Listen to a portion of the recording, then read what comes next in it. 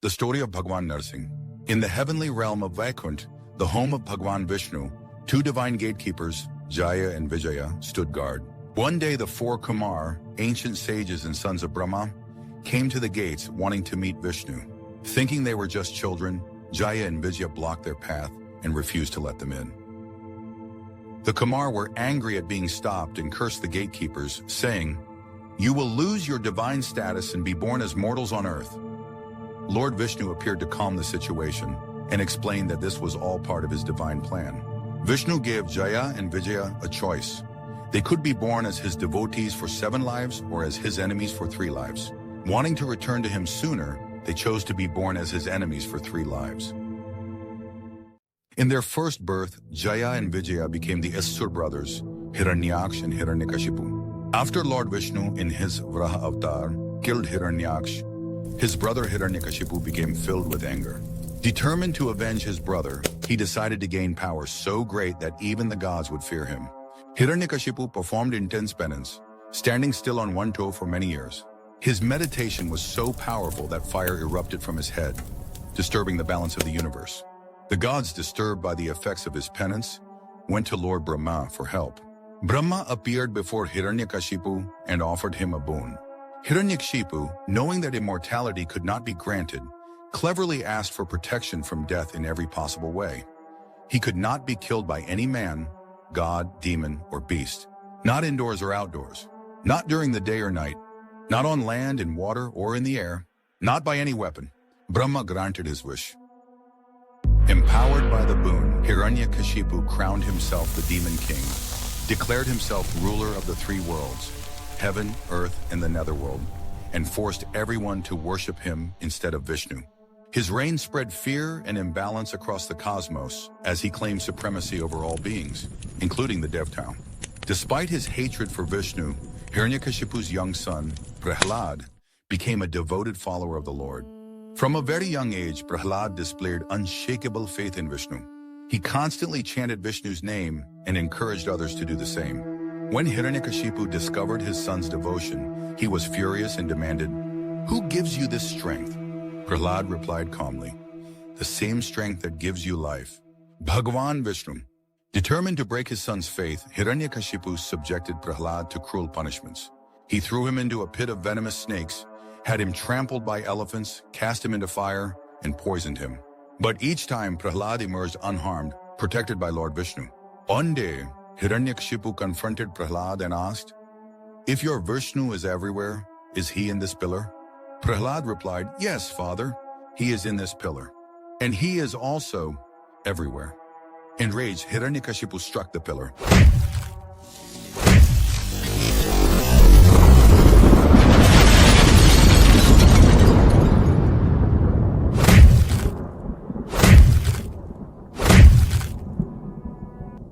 The pillar began to crack and crumble, fragments of stone falling to the ground with a dull, resounding thud. The air grew thick with tension, as though the universe itself had paused, holding its breath in anticipation. For too long, the world had suffered under the shadow of Hiranyakashipu's tyranny. He had ruled the world with arrogance and cruelty, his heart hardened by a hatred for Lord Vishnu. The sacred rituals had been disrupted, temples desecrated, and Vedic chants silenced under his reign. Those who dared utter the names of Lord Vishnu were met with punishment or death. Yet even amidst this dark reign, there stood Prahlad, his own son, a child pure in heart and steadfast in his devotion to Lord Vishnu. Despite Hiranyakashipu's countless attempts to break his resolve, Prahlad's faith remained unshaken. He endured every punishment with the serene confidence that his Lord was always near. His spirit did not break. The world had become heavy with injustice. The cries of the oppressed, the tears of the wronged, and the silence of those too fearful to speak, all demanded a reckoning. Whenever there is injustice, wherever harm is threatened, there comes a moment when the very fabric of creation answers. A moment when the cosmos can no longer bear the weight of evil. A moment when God himself appears.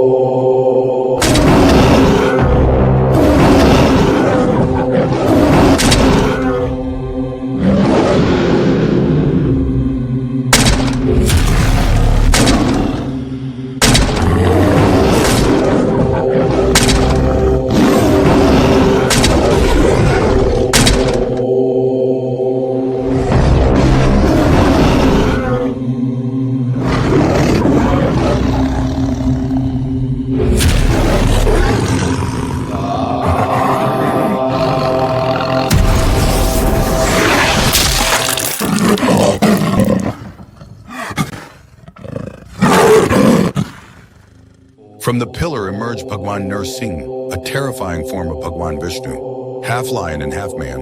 His fiery eyes burned with rage, and his mane flowed like a blazing halo. His claws gleamed sharp as weapons, and his thunderous roar shook the heavens and the earth. Consumed by anger at Hiranyakashipu's arrogance, tyranny, and relentless persecution of Prahlad, Narasimha strode towards the demon king with a fearsome gait, each step reverberating with the weight of divine justice. The onlookers trembled in awe and fear as Narasimha's wrath grew. Narasimha seized Hiranyakashipu and dragged him to the threshold of a doorway, a place neither indoors nor outdoors. At twilight, neither day nor night, he placed Hiranyakashipu on his lap, which was neither land, water, nor air. Using his sharp claws, which were not weapons, Narasimha tore open Hiranyakashipu's chest and killed him, fulfilling Brahma's boon without breaking its conditions. Narasimha continued roaring, his fiery anger still shaking the very foundations of existence. The cosmos trembled under the weight of his rage, with the skies torn asunder and the earth trembling in fear. His fury threatened to consume everything in its path, as the gods and mortals alike watched in awe and terror, unable to pacify his wrath. Even after his father's death, Prahlad showed no anger or hatred. Instead, he prayed for his father's soul, showing great compassion and humility. Pleased with Prahlad's faith, Vishnu blessed him to rule wisely and righteously. Under Prahlad's reign, peace and prosperity returned, and balance was restored in the universe. This timeless story teaches us that faith can overcome even the greatest challenges. Pride and arrogance lead to downfall. God's presence is everywhere and transcends human understanding. The story of Bhagwan Narasimha reminds us that the divine will always protect those who remain steadfast in their devotion. Narasimha Mahamantra. Om Namo Bhagavate Narasimhaya. Narasimha Kavach Mantra. Om Narasimhaya Vidmahe Mahadevaya. Dhimahi Tanno Narasimha Prachodayat. Narasimha Gayatri Mantra. Om Narasimhaya Vidmahe Vajranakhaya. Dhimahi Tanno Narasimha Prachodayat. Karavlambam Mantra. Om Lakshmi Narasimha Mam Dehi Karavalambam. Lakshmi Narasimha Mantra. Om Shreem Hriyam Kshrom Shri Lakshmi Narasimhaya Nama. Ugram Viram Mantra. Om Ugram Viram Mahavishnum Jwalantam Sarvato Mukham Narasimham Bhishanam Bhadram Mrityora Mrityum Namamyaham. इन मंत्रों का नियमित जाप करने से भगवान नरसिंह की कृपा और सुरक्षा प्राप्त होती है. The Taittiriya Upanishad says, Swadhyaya Pravachanabhyam na pramadityam. Never neglect self-study or the act of sharing sacred knowledge. Share this video with at least 10 people to empower yourself and others with divine blessings and protection. Like this video to remember the power and strength of Bhagwan Narasimha. Kamem, hail Bhagwan Narasimha. This is my act of sharing and teaching sacred knowledge. Let's share strength, light, and positivity.